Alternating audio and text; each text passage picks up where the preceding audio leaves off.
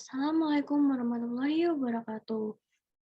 Pada pertemuan kali ini, kita akan membahas materi pertemuan 13 di RPS yang mengenai pengisian ISPT dan pelaporan PPh pasal 21-26 untuk orang pribadi yang berstatus sebagai bukan pegawai dan bagi peserta kegiatan, serta bagi orang pribadi yang berstatus sebagai subjek pajak ke luar negeri.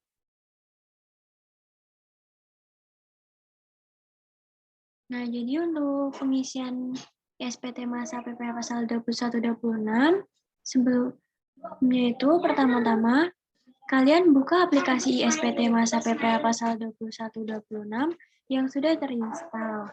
Kemudian, jalankan sampai muncul tampilan ISPT masa PPh pasal 21-26. Setelah itu, pilih database yang akan digunakan berdasarkan lokasi database yang akan dipilih. Sebelum melakukan pengisian ISPT, jangan lupa kalian copy database di file DB kosong kalian terlebih dahulu. Kemudian, kalian rename file tersebut sesuai nama perusahaan yang kalian akan isikan ISPT-nya. Setelah itu, akan muncul tampilan masukkan username yang berisikan administrator dan juga password. Kalian isi sendiri yaitu 1 dan 3. Selanjutnya, pilih SPT untuk menentukan masa pajak dan tahun pajak yang akan dilakukan pengisian. Jadi untuk tampilan ISPT-nya sendiri akan seperti ini. Kemudian database yang sudah kalian siapkan tadi, yang sudah kalian copy, kalian klik pilih DB.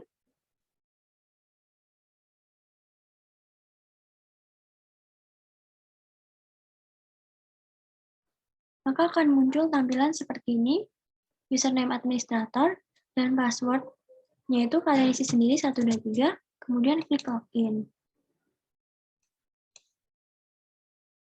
Setelah itu, ikuti sesuai instruksi pada ISPT. Kalian isi NPWP-nya terlebih dahulu, sesuai perusahaan dan juga profil perusahaan.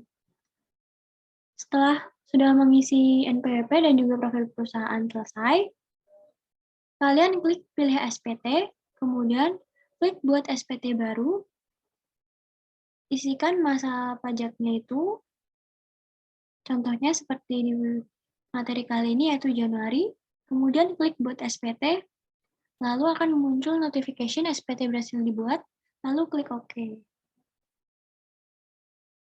Setelah itu, kalian isi SPT-nya, mulai dari daftar bukti potong, kemudian klik yang tidak final, 1721 strip Romawi 2.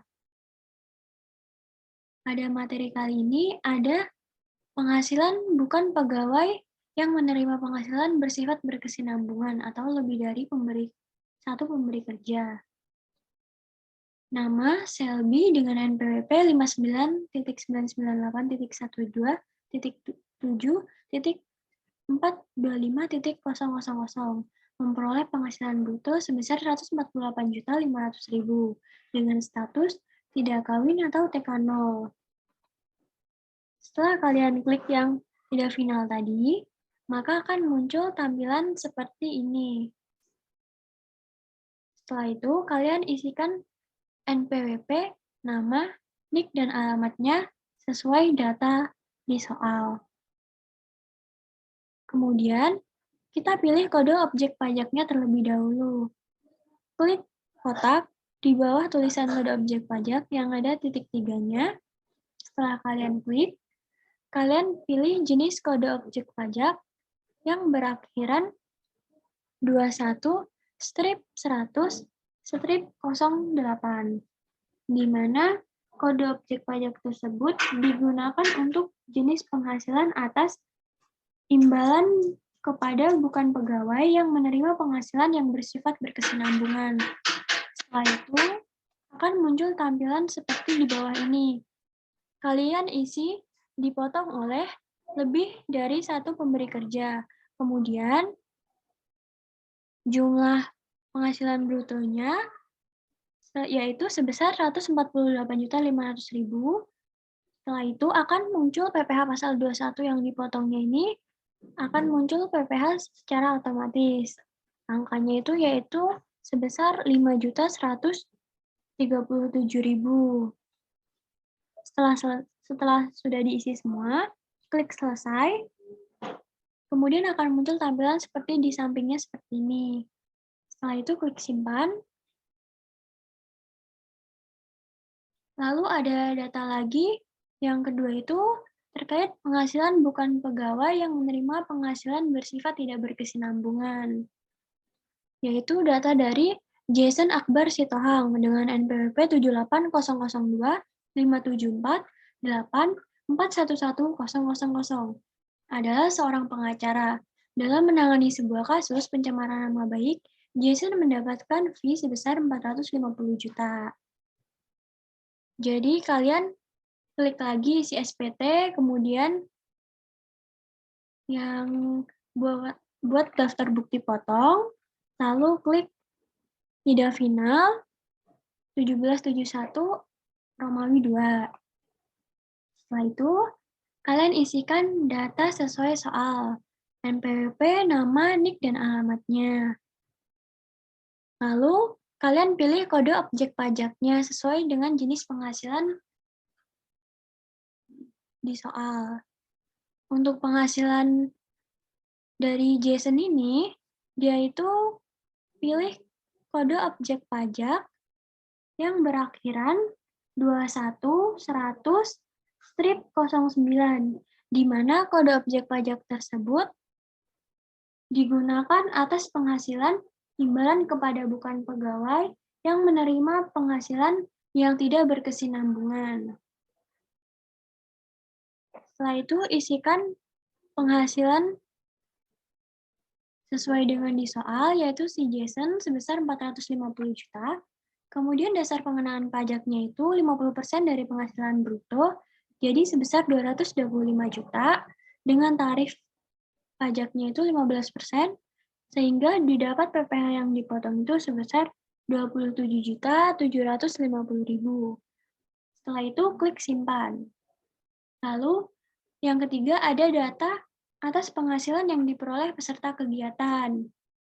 Contohnya, yaitu Bambang Pamungkas dengan NPWP 07534063692100. Menjuarai Piala Presiden tahun 2020, diasumsikan tahun 2020, dan memperoleh hadiah sebesar 100 juta dengan status tidak kawin atau TK0. Jadi kalian lakukan pengisian lagi seperti sebelumnya, isikan NPWP, nama, NIK, dan alamat sesuai data di soal, kemudian klik kode objek pajaknya itu untuk jenis penghasilannya Bambang ini, atas penghasilan yang diperoleh peserta kegiatan ini, kalian klik kode pajak yang berakhiran 21/100/13, di mana kode objek pajak tersebut digunakan untuk jenis penghasilan atas imbalan kegiatan peserta kegiatan. Setelah itu, isikan sesuai penghasilan yang diterima, yaitu 100 juta, kemudian dasar pengenaan pajaknya juga 100 juta, tarifnya 15%, sehingga PPh yang dipotong itu sebesar 9 juta rupiah. Setelah selesai mengisi data, klik simpan. Kemudian yang keempat, ini ada jenis penghasilan yang diperoleh oleh orang pribadi yang berstatus sebagai subjek pajak ke luar negeri, di mana Mr. Cedric Dugari atau warga negara Italia dan belum mempunyai NPWP ditunjuk sebagai Presiden Direktur PT MNX Tbk dengan gaji sebesar 7.000 US dollar per bulan. Berdasarkan data dari kantor imigrasi, Mr. Cedric Dugari berada di Indonesia selama 84 hari. Gaji dibayarkan setiap tanggal 1 bulan berikutnya. Kemudian nilai kurs dolar mengacu pada kurs KMK. Setiap $1 itu sebesar 14.200. Jadi kita langsung isikan lagi ke ISPT-nya seperti sebelumnya. Isikan NPWP, nama, NIK, dan alamat sesuai data di soal. Kemudian pilih kode objek pajaknya. Untuk jenis penghasilan Mr. Cedric ini, kalian pilih kode objek pajak yang berakhiran 21, strip 100, strip 99, di mana kode objek pajak tersebut digunakan untuk jenis penghasilan imbalan sehubungan dengan pekerjaan dan kegiatan hadiah dan penghargaan dan pembayaran berkala lainnya yang dipotong PPh pasal 26. Jadi, masukkan data Mr. Cedric tadi karena dia belum ber-NPWP, jadi isikan saja 0000 semua. Kemudian namanya, nicknya juga tidak ada, kosongkan saja. Kemudian alamatnya, kita lihat, dan jumlah penghasilan brutonya itu sebesar 99.400.000. 99.400.000 ini didapat dari data penghasilannya tadi, yaitu sebesar 7.000 US dollar per bulan, dan pada saat itu kurs KMK yang berlaku itu tiap $1 itu sebesar 14.200. Jadi 14.200 dikali dengan 7.000 didapat penghasilan brutonya ini sebesar 99.400.000. Kemudian dasar pengenaan pajaknya juga 99.400.000 dan tarifnya yaitu 20%, sehingga PPh yang dipotong ini sebesar 19.880.000 rupiah. Kemudian klik simpan. Setelah selesai melakukan pengisian data tadi, maka akan muncul tampilan seperti ini. Berarti pengisian bukti potong yang telah kalian isi tadi sudah berhasil. Akan muncul tampilan seperti berikut. Setelah bukti potong sudah terisi semua, jika ingin melaporkan SSP atau surat setoran pajaknya, kalian bisa lakukan di bagian menu isi SPT, kemudian klik daftar SSP atau PBK 1721/4, akan muncul tampilan seperti ini. Kemudian isikan angka yang ingin kalian setorkan. Setelah itu akan muncul tampilan seperti ini.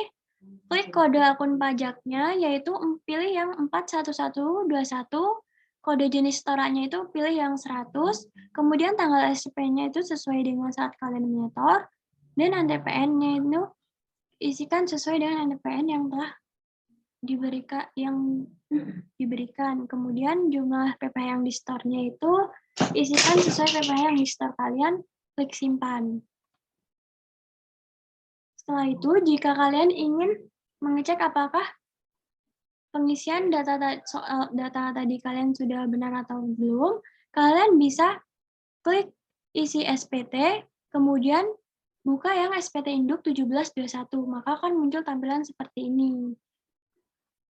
Yang tujuannya untuk mengecek apakah data yang telah kalian isikan tadi, angkanya sudah sesuai dengan yang ada di perusahaan kalian. Setelah itu, kalian bisa klik simpan pada pernyataan E, pada bagian E, yaitu pernyataan dan tanda tangan pemotong. Di sini akan berisikan NPWP pemotong, nama pemotong, tanggal dipotongnya, kemudian tempat dipotongnya. Kemudian jangan lupa klik simpan. Setelah klik simpan, maka kalian bisa mencetak SPT tersebut. Kalian bisa klik cetak, akan muncul tampilan seperti ini. Kemudian kalian pilih jenis cetakannya tersebut ingin seperti apa. Misalkan PDF converter, maka kalian pilih yang PDF converter. Kemudian klik print. Setelah itu simpan file pada komputer kalian.